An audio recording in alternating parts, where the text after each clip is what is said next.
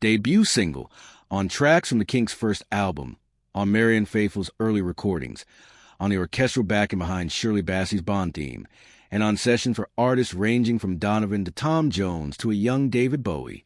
Some estimates suggest he appeared on well over half of all UK top 10 hits during a 2-year stretch in the mid-1960s.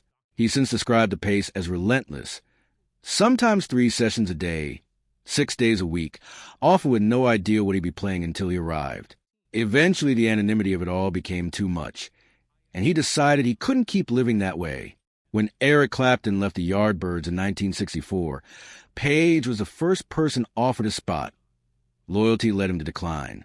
He turned it down again a year later, recommending his childhood friend Jeff Beck instead. He was watching and learning from the sidelines. Then, in 1966, a one-off recording session brought Page together with Beck, John Paul Jones, Keith Moon, and pianist Nicky Hopkins. The track they cut sparked talk of forming an entirely new supergroup, which never came together. But during that conversation, Keith Moon reportedly joked the whole thing would go over like a lead balloon, and John Entwistle sharpened it into a Led Zeppelin. The phrase stuck with Page. He joined the Yardbirds properly later that year, briefly sharing dual lead guitar duties with Beck before Beck's departure left Page as sole lead guitarist.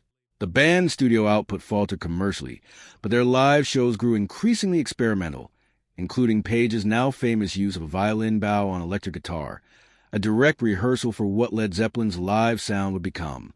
When the rest of the band splintered in 1968, Page inherited the name and some unfinished tour obligations, and set about building a new lineup almost from scratch.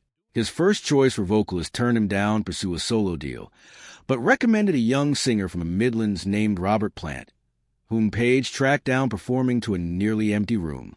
Plant recruited drummer John Bonham, a friend whose wife needed convincing before he'd commit. John Paul Jones, meanwhile, reached out to Page directly after his own wife spotted a newspaper mention of Page's plans. All 4 musicians played together for the first time in a small London rehearsal space in August 1968. The band's name was deliberately misspelled to avoid mispronunciation, and by December, they were touring the United States. What they built afterward was less accident than architecture. Every one of Led Zeppelin's 9 studio albums reached the American top 10.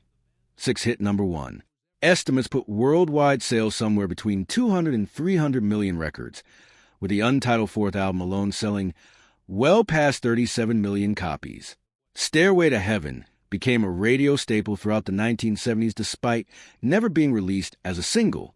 In 1974, the band launched its own label, giving them full control of their output, and their manager negotiated touring terms that gave the band an unprecedented share of ticket revenue, reshaping how the industry compensated artists for years afterward. Atlantic Records chairman, who signed the band and watched their rise up close, later called Page's playing style unusually personal and distinctive. Page has spoken candidly about the substance use that fueled some of that era, describing periods of intense focus that allowed the band to record entire albums in a matter of weeks. But the empire came at a cost. In 1977, Robert Plant's young son died suddenly while the band was on tour in America. The remaining dates were canceled, and the band didn't return to the road for 2 years. Plant has said he could barely look at his guitar afterward, given how tightly it was bound up with the band's identity. Then, in September 1980, John Bonham was found dead at a house Page was renting after a day of heavy drinking. He was 32. Page later told a magazine that in the aftermath, he could hardly bring himself to touch his own instrument for much the same reason Plant gave. The guitar was inseparable from everything the band had represented. Led Zeppelin formally disbanded that December. Long before any of that, Page had developed a fascination with occultist Aleister Crowley, discovering his writings as a teenager and responding not with unease but genuine interest. By 1970, he owned an occult bookshop in London and had purchased Boleskine House on Loch Ness, the crumbling estate where Crowley himself had once attempted a lengthy ceremonial ritual he never finished. The property had a dark history well before Crowley arrived, and the caretaker Page hired reported unsettling incidents there. Page discussed the house's reputation with characteristic dry detachment, never quite confirming whether he took the story seriously. That fascination bled into Led Zeppelin's 4th album, released with no title or band name, Only 4 cryptic symbols, including one page devised himself, drawn from a centuries-old alchemical text. The most serious controversy tied to Page involves Lori Maddox, who has said in multiple interviews that she was 14 when she was introduced to Page, then 28, by someone connected to the band's management, and that the relationship lasted roughly a year. Page has never addressed the matter publicly, and the renewed attention it received during the #MeToo era has been interpreted very differently by different observers. Page's post-Zeppelin work included forming the firm with Paul. Jimmy Page turned 82 in January 2026, and he hasn't released a solo album since the 1980s. Yet Forbes recently placed him at the top of its list of the greatest rock guitarists of all time, a recognition that says less about nostalgia than about the sheer scale of what he built and how carefully he's preserved it. Page's honors read like a list compiled over half a century, because it was, he holds an OB for charitable work connected to Brazil. He's received a Grammy Lifetime Achievement Award alongside his former bandmates. Universities in Surrey and Boston have given him honorary doctorates. The United Nations recognized him for peace-related work in 2010, and 2 years later, he was honored at the Kennedy Center. Rio de Janeiro made him an honorary citizen. Forbes has called Led Zeppelin the greatest rock band ever assembled, with Page as its defining architect. All of that sits alongside something quieter.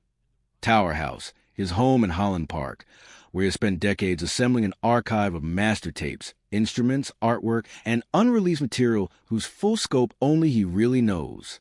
In recent years, his team has teased the possibility of an expanded reissue of Coverdale/Page, the 1993 collaboration with David Coverdale, including a previously unheard track. Coverdale himself had mentioned a box set years earlier, without anything coming of it. So whether this is a genuine new project or simply archival housekeeping remains unclear. Page has always described himself as someone who's constantly working on something, and usually something meant to catch people off guard. He's also spoken about not holding on to regret, preferring instead to treat obstacles as puzzles with more than one solution. His family life spans generations and continents. His daughter Scarlett, born in 1971 to French model Charlotte Martin, became a photographer.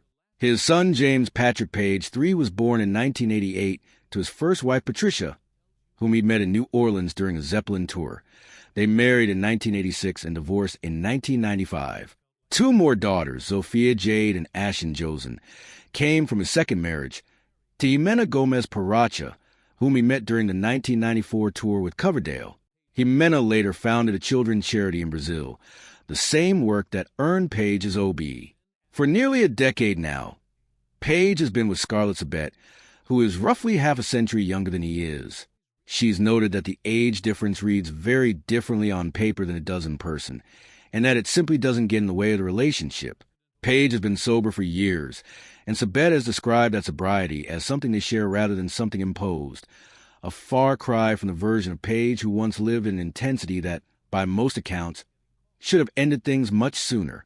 These days he cooks in a kitchen in Holland Park and, according to Sabet, makes her laugh more than anyone else does.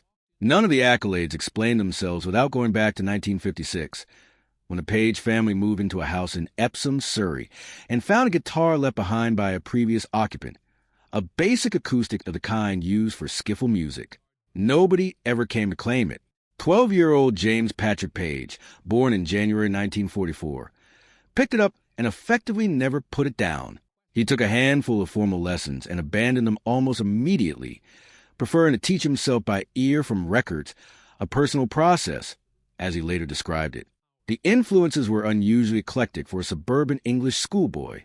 Scotty Moore's guitar work behind Elvis Presley, Cliff Gallop's playing with Gene Vincent, American blues from Elmore James and B.B. King, and the raw skiffle energy of Lonnie Donegan, which convinced him that making music himself was actually within reach. At 13, Page appeared on BBC television with his own skiffle group. Asked what he wanted to do with his life, he said something about wanting to research a cure for cancer, before admitting, with disarming honesty, that he wasn't sure he was smart enough for that kind of work. He left school at 15 after a clash with a deputy head who'd openly mocked his musical ambitions, walking away with only a handful of qualifications and no intention of turning back. An older schoolmate had already taught him his first real chords, and Page brought his guitar to school daily, watching teachers confiscate it each morning and hand it back at the final bell like a countdown to freedom. A stint touring England with Neil Christian's band ended when the physical toll, endless travel, poor food, worse sleep, triggered a recurring bout of glandular fever. Page recovered by enrolling at art college, but he kept performing on the side, playing regularly at London's Marquee Club alongside future legends like Jeff Beck, Eric Clapton, and Ginger Baker, all of them still finding their footing.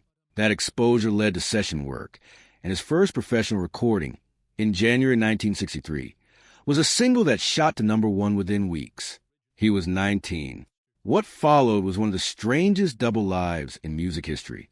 Known in studios as Little Jim to distinguish him from the other dominant session player of the era, Page became part of an informal guitar-for-hire network that powered much of the British music industry.